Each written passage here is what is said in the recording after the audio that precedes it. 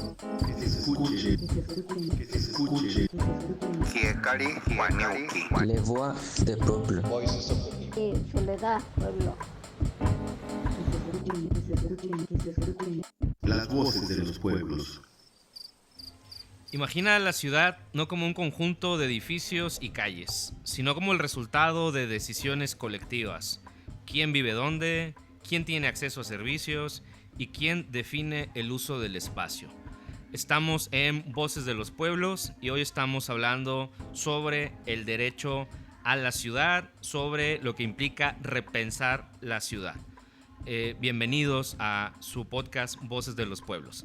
El día de hoy me acompaña Hugo Cepeda, músico, filósofo y profesor, bueno, también escritor, claro que sí, y pues un gran pilar fundamental de nuestro equipo del podcast. ¿Cómo estás, Hugo?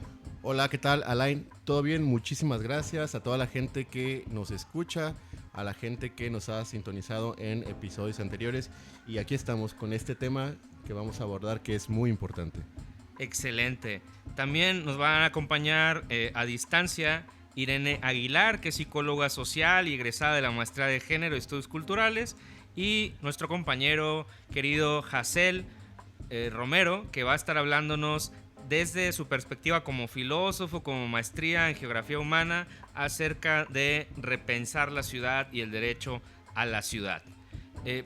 Para empezar, me gustaría comentar el concepto de fabricación social que tiene un geógrafo marxista que nosotros hemos leído, que conocemos un poco, que es David Harvey.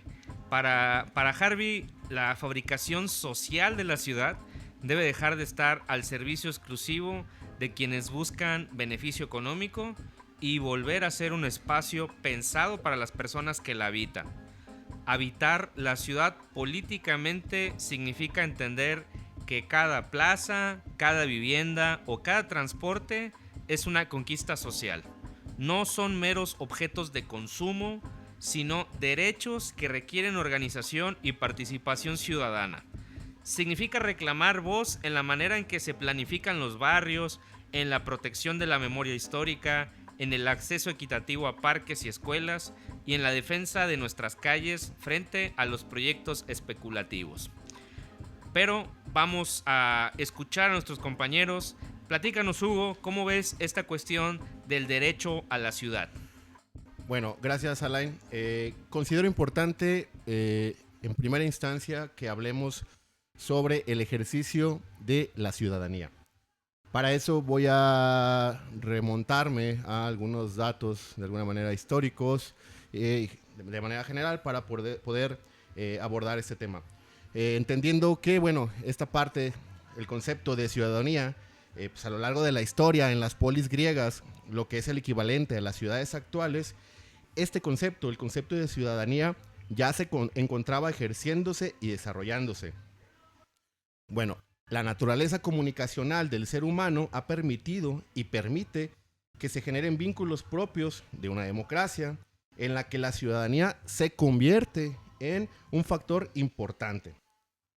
Y aquí quiero retomar o quiero destacar a uno de los máximos pensadores de la historia, Aristóteles.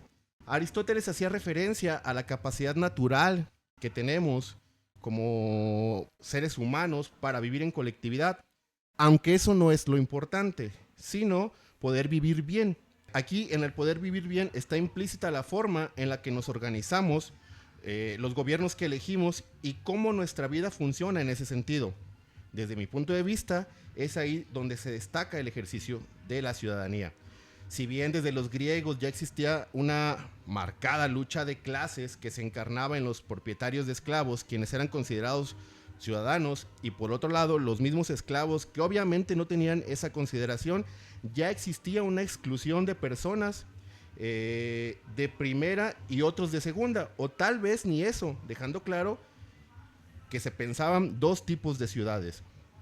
Entonces el concepto de ciudadanía se ha ido moldeando hasta la actualidad. Un ejemplo es se encuentra en la Constitución de los Estados Unidos mexicanos, de nuestro país, que nos dice quién y cómo es que son consideradas y considerados los ciudadanos.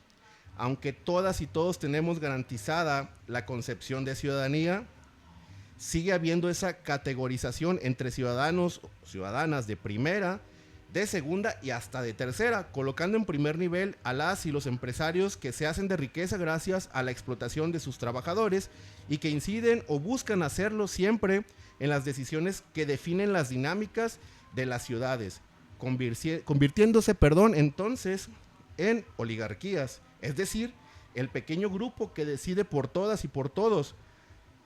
Para eso, a un lado se encuentra la clase política, autocalificada como expertos, entre comillas, y que se califican, o esa calificación les abre la llave para tomar las decisiones desde la maquinaria del Estado a favor de los intereses de las oligarquías.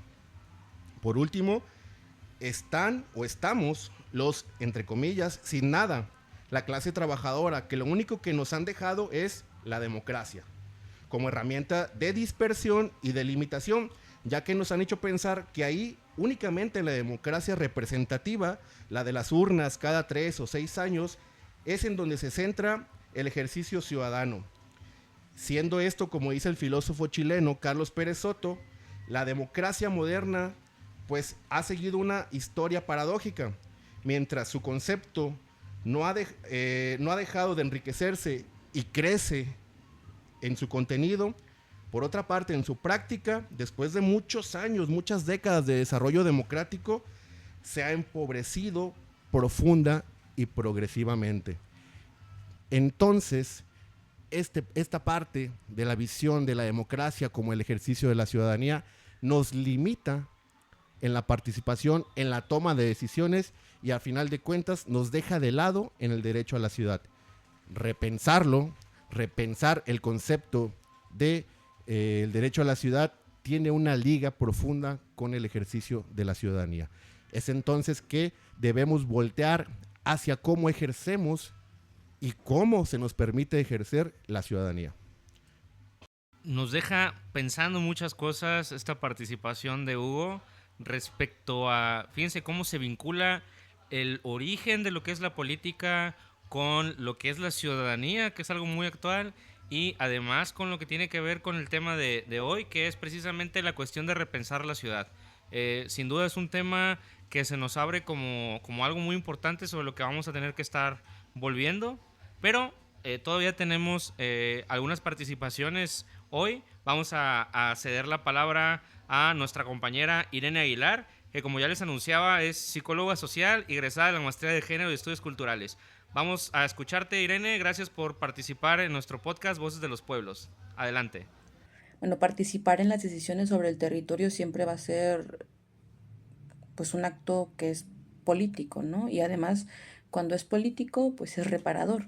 Cuando, por ejemplo, las mujeres o las personas de la disidencia sexual o las comunidades o poblaciones históricamente excluidas, nos involucramos en la planificación de esos espacios, el espacio no solo se transforma físicamente, también se transforma nuestro propio lugar en el mundo, porque es una reapropiación del territorio también implica una reapropiación del territorio interno que cuando ocurre también se resignifica, ¿no? Cuando alguien nos quita un territorio allá afuera, cuando nos es despojado, una parte de nosotras también es despojada, la parte interior, ¿no? O sea, los procesos no ocurren únicamente hacia afuera y de la misma manera, cuando nos reapropiamos, algo adentro también se reajusta.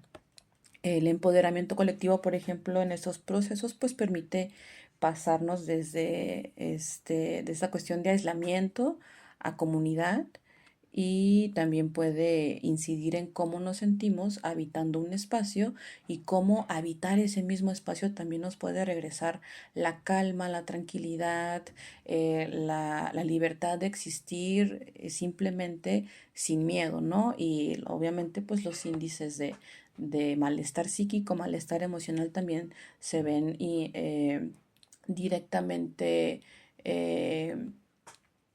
y como consecuencia pues también esto aporta a la sanación colectiva, ¿no?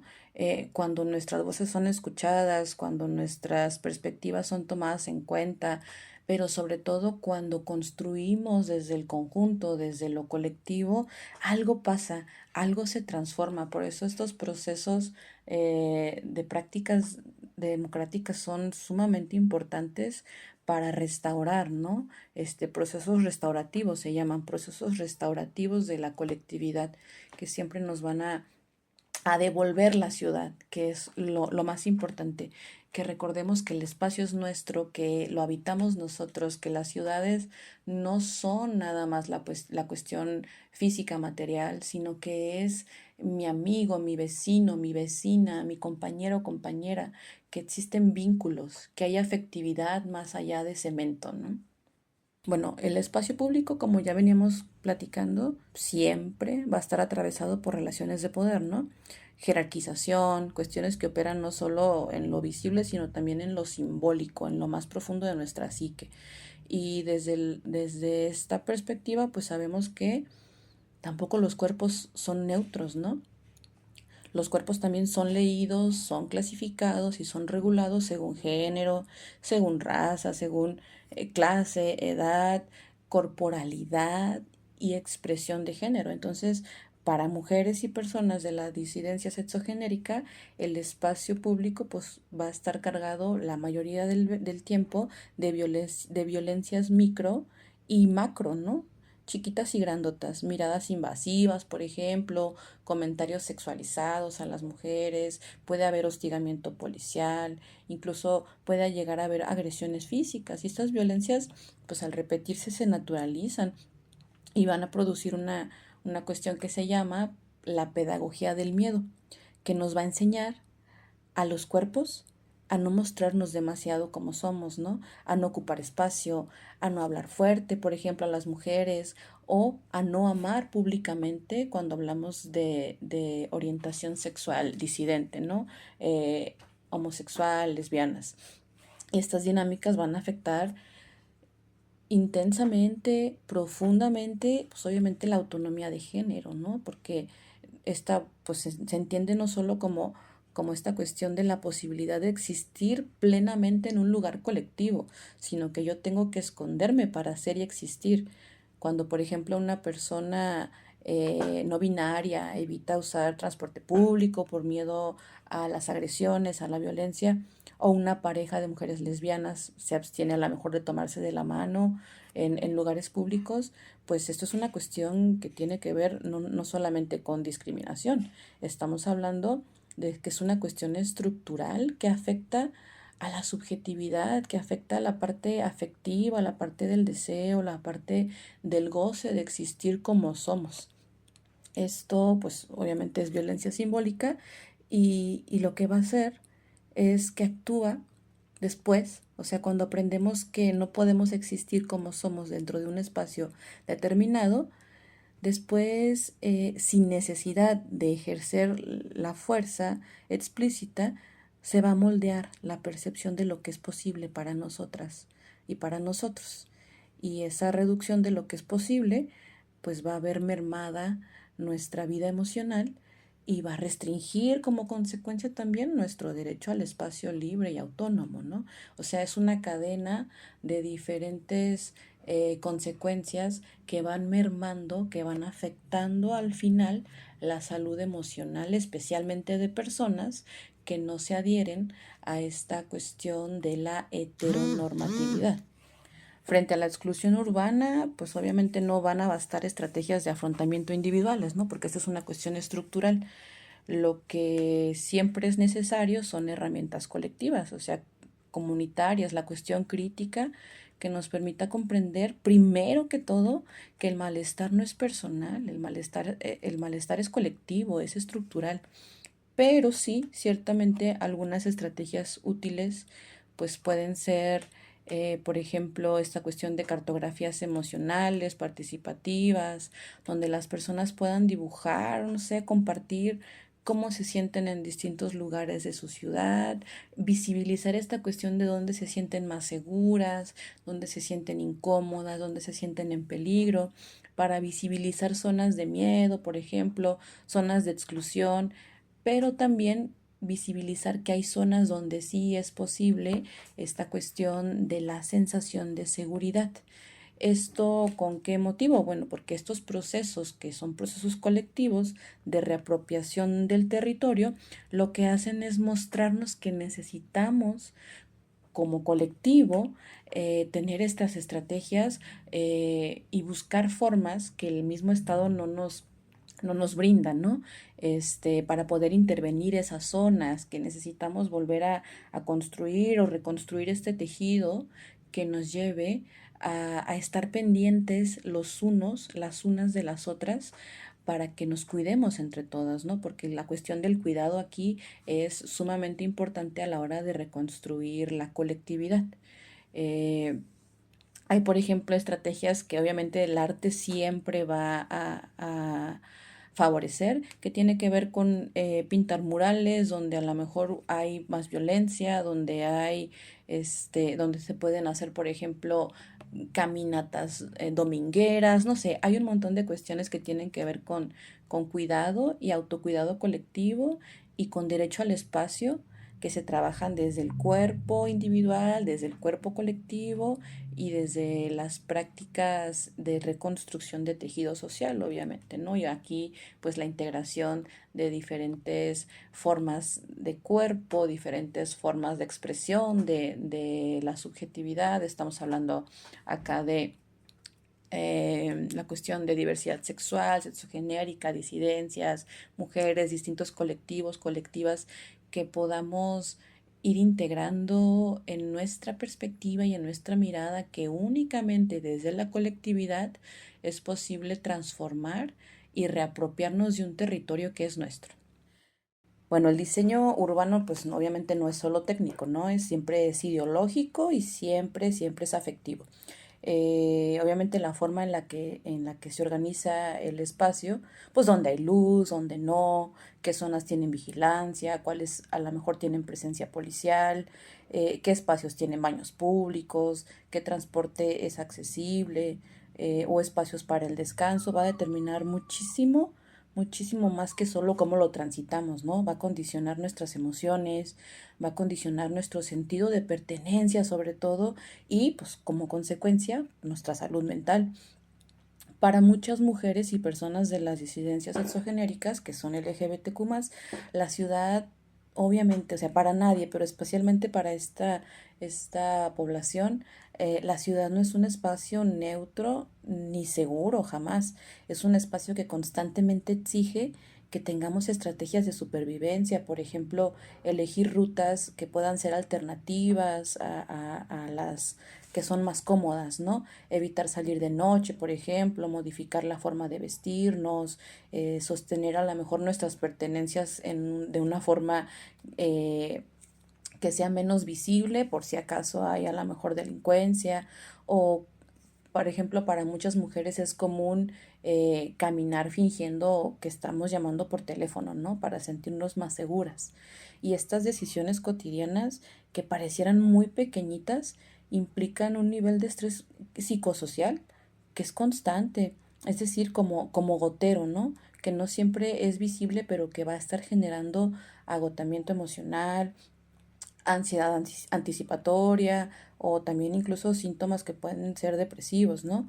En este sentido, diversos estudios, por ejemplo, de la OMS o de la ENSANUD de México, la Encuesta Nacional de Salud y Nutrición, nos dice que las mujeres tenemos entre 2 y 3 veces más probabilidades de desarrollar, trastornos de ansiedad y depresión. 2 y 3 veces más que los hombres. Y estos datos, pues, ¿qué es lo importante de esto, no? Que no responde únicamente a cuestiones biológicos, es decir, no somos las mujeres más propensas en términos biológicos, sino que responde a una lógica de desigualdad, a una lógica económica, a una cuestión de género, a una cuestión de entornos urbanos que refuerzan el miedo y la exclusión. En donde la ciudad pues refuerza estos sentidos, ¿no? Desde su arquitectura, desde términos de luz y oscuridad, por ejemplo, desde la omisión de las necesidades del colectivo. Y esa omisión jamás es casual, es una forma de decir quién merece habitar y quién no. Y esa exclusión simbólica pues también se experimenta como malestar psíquico, ¿no? Entonces, en este sentido, pues la arquitectura o el diseño urbano produce subjetividades de cierto tipo y cuando el espacio excluye, vigila o invisibiliza o marginaliza, lo que se erosiona pues también es el derecho a existir con libertad emocional. Bueno, sí hay ciertos espacios que pueden generar mayor sensación de seguridad, sin embargo, las ciudades están más bien estructuradas alrededor de la lógica de la ciudad hostil, ¿no? Como esta lógica de diseño que lejos de promover bienestar, lo que hace es restringir, lo que hace es vigilar, castigar o expulsar cuerpos que se supone que no deberían estar en ciertos espacios, ¿no? Y esta hostilidad pues puede ser material, por ejemplo, con espacios donde es muy difícil descansar. Hay algunos parques que tienen picos de metal, que tienen zonas donde en lugar de poder sentarse, pues hay ausencia de bancas, ¿no? O también ausencia de baños públicos, pero también puede ser esta hostilidad simbólica, ¿no? O a través de cámaras, por ejemplo, de vigilancia, presencia policial donde se supone que es un espacio marginalizado o empobrecido. O pueden ser también normas que no están escritas sobre cómo debemos comportarnos o vestirnos en ciertos espacios. Las ciudades, pues hostiles no son hostiles para todas las personas, no todas las personas habitamos el espacio de la misma manera, siempre va a haber una cuestión de interseccionalidad, ¿no? Por ejemplo, los espacios hostiles para las mujeres tienen que ver con zonas donde es más fácil que exista el acoso callejero, donde hay miedo constante en espacios oscuros o sin vigilancia que sea comunitaria o policial para las personas trans, para las personas no binarias, que usualmente son cuestionadas o van a ser perseguidas por cómo expresan la cuestión de género, ¿no? Para personas en situación de calle, para migrantes, para mujeres prostituidas, pues los espacios siempre van a ser más hostiles. Personas con discapacidad, a quienes la ciudad y el espacio les niega accesos que son básicos, ¿no? Pero esta cuestión de ciudad hostil, pues tampoco se limita al cuerpo, ¿no? Lo que hace es que va a convertir esta cuestión de la hostilidad en un malestar emocional que se convierte en una rutina diaria, ¿no? En normalidad y nos va a enseñar a no ocupar un espacio, a no confiar, a mirar y a vivir con miedo. Y esto pues va a generar obviamente estrés crónico, como ya decíamos, ansiedad, también puede causar aislamiento, ¿no? Aislamiento afectivo, hipervigilancia y esto pues otra vez va a tener consecuencias mentales profundas desde la parte individual, pero desde la parte colectiva, ¿no? Desde la psique colectiva. La sensación de seguridad en este sentido pues no va a ser solo física, también va a ser afectiva, va a ser simbólica y sobre todo va a ser relacional. Los espacios que generan pertenencia pues para mujeres y para personas de la comunidad LGBT van a ser aquellos que, contrario a las ciudades hostiles, van a cuidar la infraestructura, que sea buena iluminación, que haya accesibilidad para todas las personas, que haya rutas claras, que haya rutas señaladas, en términos de luz y oscuridad sobre todo, ¿no? Van a fomentar el encuentro de las personas, no solo el transitarlo diario, sino realmente encontrarnos colectivamente. Por ejemplo, que haya pues lo contrario al hostil, ¿no? Plazas con bancos, parques que tengan actividades, centros culturales donde nos podamos encontrar a lo mejor en el arte, en la diversidad, en la memoria o en la expresión de ciertas formas de existencia diferentes, ¿no? Murales, grafitis, señales que sean inclusivas. O sea, hay un montón de cuestiones que se pueden trabajar desde esta perspectiva para generar espacios donde las personas podamos vernos representadas y no relegadas y esto no se vuelva una cuestión de hostilidad, ¿no? Y bueno, en este mismo sentido, lo que ocurre es que cuando yo me siento legítimamente eh, habitante de un espacio, pues la cuestión emocional, la cuestión de comunidad se construye de una manera diferente, ¿no? Se desactiva una cuestión de la lógica de la sospecha de la otra persona, del vecino, de la vecina, y se desactiva también la lógica del miedo al otro y a la otra. Y entonces se puede dejar de sobrevivir, de ser hipervigilante y se empieza a habitar la ciudad desde un espacio pues más saludable, ¿no? Con mayor calma, con mayor tranquilidad, desde la legitimidad. La ciudad no es nunca un mero conjunto de edificios, de calles o avenidas. Es el lugar donde ocurren pues nuestras vidas, ¿no?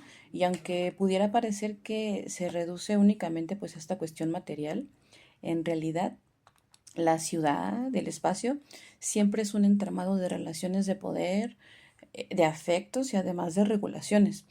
Es pues un dispositivo político que va a moldear y nos va a adiestrar en torno a quién puede estar, cómo se puede estar y además con qué consecuencias se puede habitar el espacio, ¿no?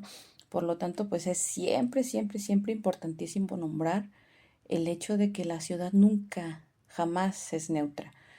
Y es importante también reconocer que las condiciones materiales, es decir, las calles, las calles que habitamos a diario, las que transitamos, y la forma en la que se distribuye, por ejemplo, la luz, el transporte, el acceso al agua, a la vivienda o también al descanso, como en los parques, no solo van a organizar lo que es visible, también van a organizar la parte más privada y sobre todo la parte más íntima de las personas, ¿no? Van a estructurar siempre nuestra subjetividad, nuestros vínculos, nuestros miedos y también nuestros afectos. El espacio urbano, en este sentido, entonces, va a funcionar como, pues, como una forma de adiestramiento, ¿no? Como una pedagogía. Nos va a enseñar y nos va a castigar o también nos va a cuidar.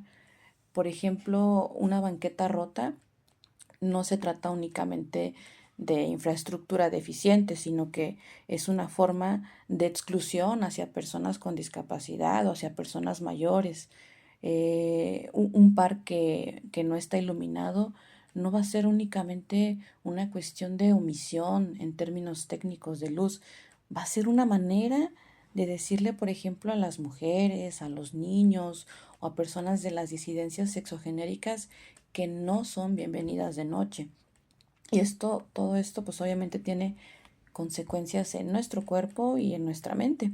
Ansiedad al caminar, la hipervigilancia constante, la vergüenza, la incomodidad de ocupar espacios que se supone que no son para nosotros, nos dan la sensación de no pertenecer, ¿no? Y no van a ser síntomas individuales, siempre van a ser respuestas emocionales profundamente políticas que responden, pues obviamente, a un entorno hostil. Y al mismo tiempo, pues la ciudad puede ser también un espacio de resistencia, ¿no? Porque lo urbano, pues también no es solo lo que se diseña desde la parte gubernamental, sino que la ciudad también la podemos crear, o más bien la creamos quienes las habitamos, ¿no?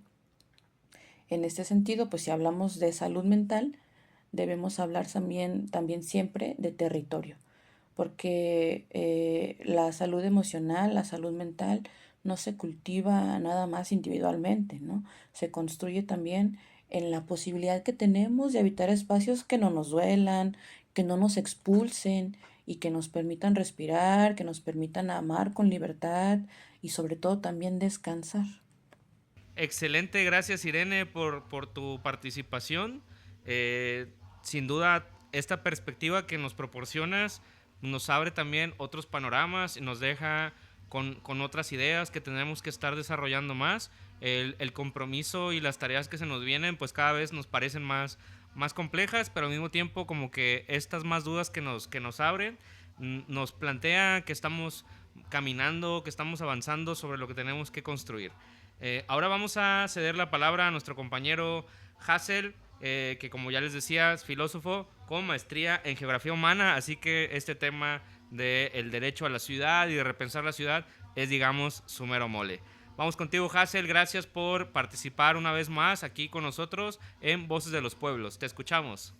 Hola, ¿qué tal? Les saludo con gusto a los compas que se encuentran grabando y transmitiendo en vivo este podcast Voces de los Pueblos y a quienes nos escuchan a través de las diferentes plataformas sociodigitales. Para mí siempre es un gusto estar aquí con ustedes compartiendo este espacio de reflexión, crítica y denuncia.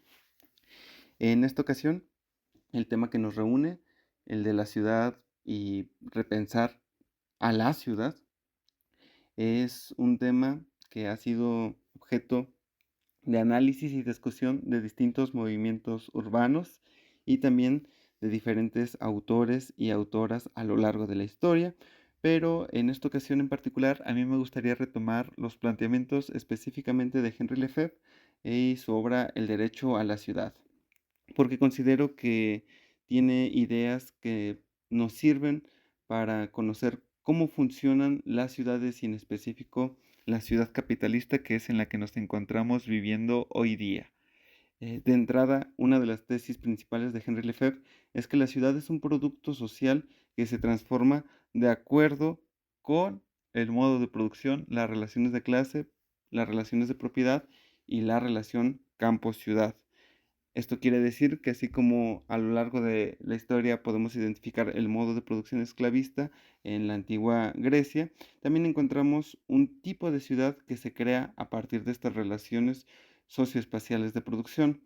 Tal y como ocurre con el feudalismo, se construye un tipo de ciudad acorde a este modo de producción hasta llegar al modelo capitalista en donde surge un tipo de ciudad que opera bajo la inercia o bajo la dinámica de promover la acumulación de capital.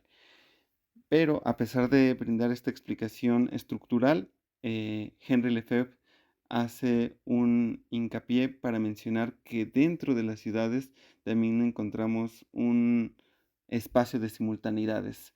Esto quiere decir que Henri Lefebvre también concibe la ciudad como un sistema en el que convergen diferentes significaciones y sentidos, y dentro de la diversidad de estas significaciones podemos encontrar distintas apreciaciones políticas, religiosas, filosóficas o culturales.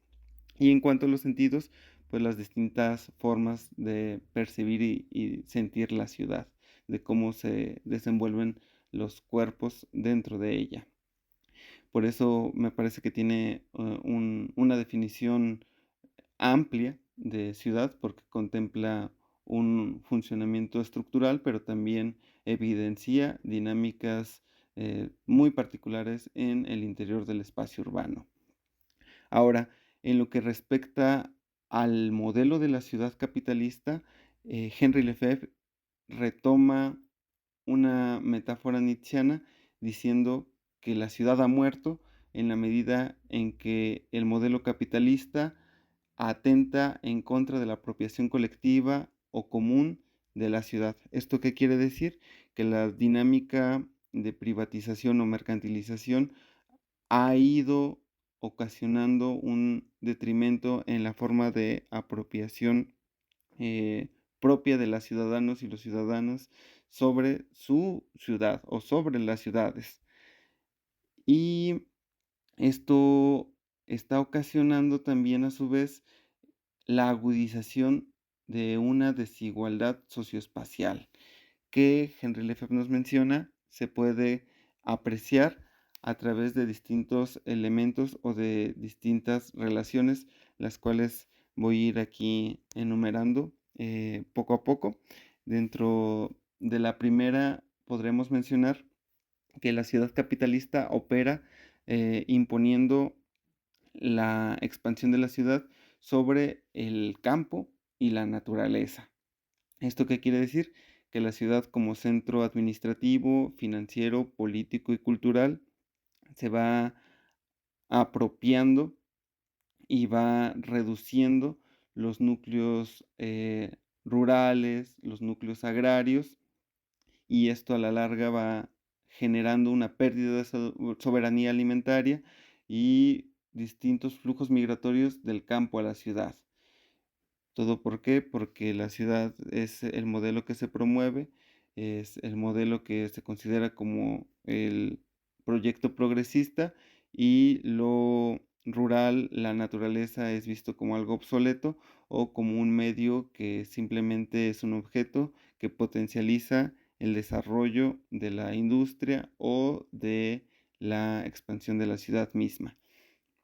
Ahora, la ciudad capitalista no solamente se expande sobre los campos y la naturaleza, sino que también en su interior produce dinámicas de segregación socioespacial en la medida en que los barrios eh, aburguesados, los barrios ricos, son los que van monopolizando los mejores sitios de las ciudades, los mejores espacios, los mejores fraccionamientos, las zonas estratégicas, y ellos concentran todos los servicios básicos e inclusive servicios extras como gimnasios, accesos a plazas comerciales o vialidades de lujo, mientras que a los sectores populares, a la clase trabajadora, los segregan a barrios periféricos o a barrios que carecen de servicios y que tienen problemas con la movilidad.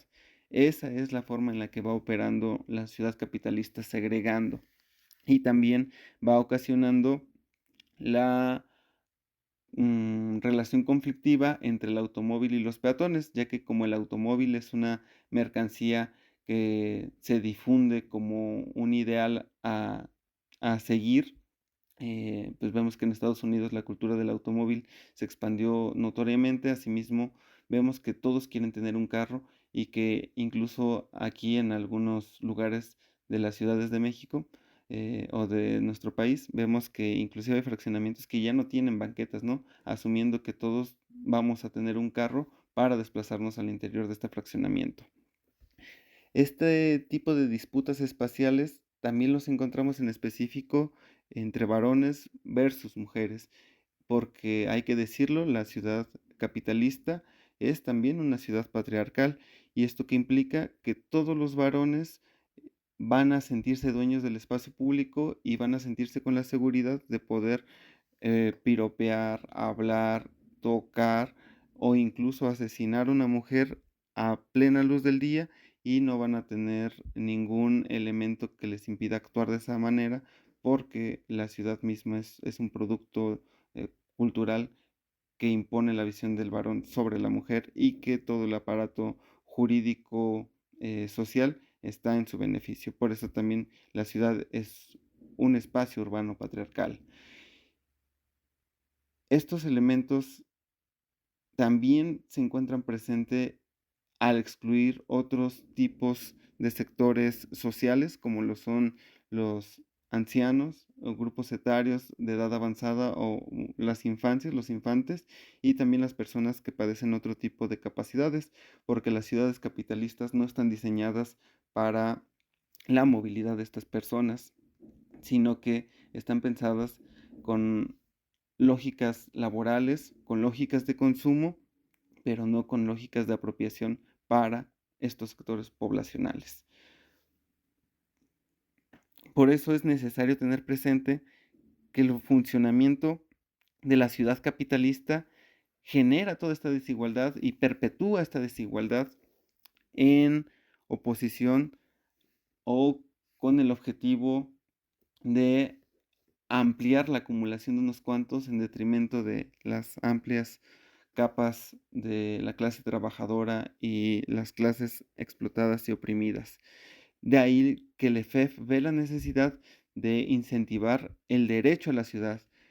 La pugna por el derecho a la ciudad implica recuperar la ciudad en beneficio de las y los ciudadanos, en donde las formas de apropiación colectiva o común nuevamente son primordiales y están por encima de cualquier tipo de apropiación mercantil.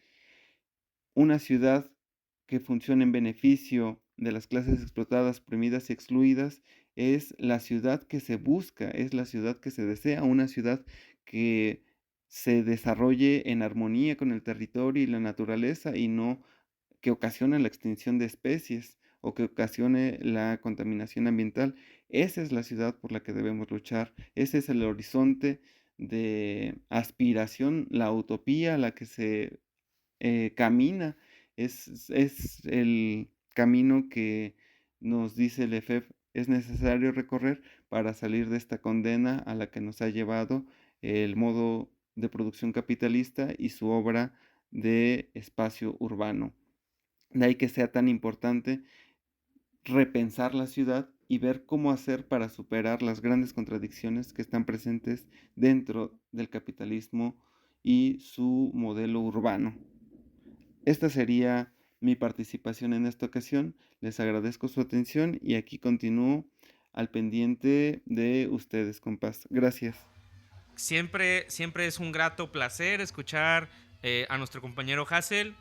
Nos proporciona una perspectiva muy clara desde la geografía humana, desde la filosofía, desde la sociología y siempre con una claridad académica sobre cómo algunos conceptos nos ayudan a entender un poco mejor y también los ejemplos que nos proporciona el tema que estamos tratando de entender y de abordar.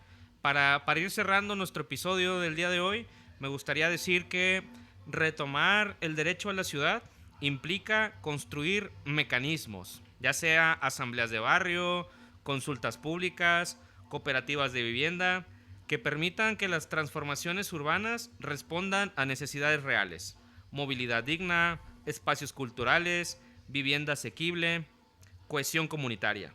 En lugar de aceptar decisiones tomadas a puerta cerrada, la invitación es recuperar ese poder, repensar y rehacer la ciudad como un bien común, poniéndola al servicio de la vida cotidiana de sus habitantes y no de la lógica extractiva y destructiva del capital. Hugo, para cerrar, ¿qué nos comentarías? Bueno, antes que otra cosa, agradecer a los compañeros, tanto a Hassel como a Irene, por su participación y retomando lo que tú mencionas, a final de cuentas, pues eso tiene que ver con el ejercicio de la ciudadanía, el diálogo entre iguales, pensar justamente que todos y todas podemos generar justamente una ciudad que obedezca a nuestras necesidades y repensarla es importante en este momento, en esta coyuntura en específica, al menos en Tepic, Nayarit, se convierte en algo importantísimo y fundamental para el mejoramiento de la calidad de vida de quienes aquí nos encontramos. Y no nada más en nuestro espacio, sino en todos los espacios, en todas las ciudades existentes a lo largo y ancho de América Latina y del mundo. Excelente. Nos seguimos escuchando, seguimos invitándolos a participar con nosotros. Déjenos sus comentarios, compartan si les agradó este episodio. Seguramente también se quedan pensando algunas cuestiones. No se quede pensando, hay que dialogarlo, hay que discutirlo.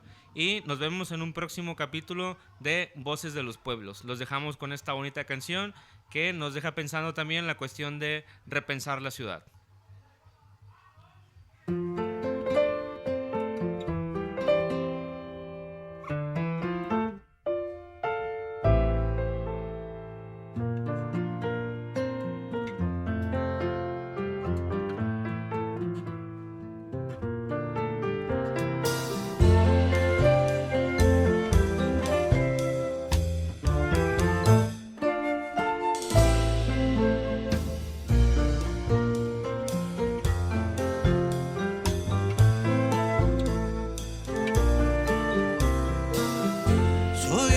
Centenaria ciudad de murallas y puertos, soy a diario una nueva verdad, enterrando a mis muertos. He soñado, sueño y soñaré que soy mejor que nunca. He llorado, lloro y lloraré si mi ilusión se trunca.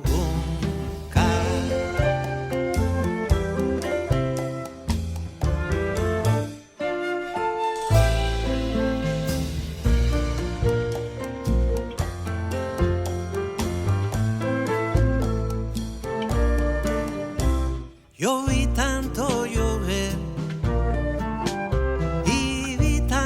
escampar, pero nunca sabré lo que falta mirar. Mi mañana tendrá cierto viejo sabor, mi mañana será de placer y dolor.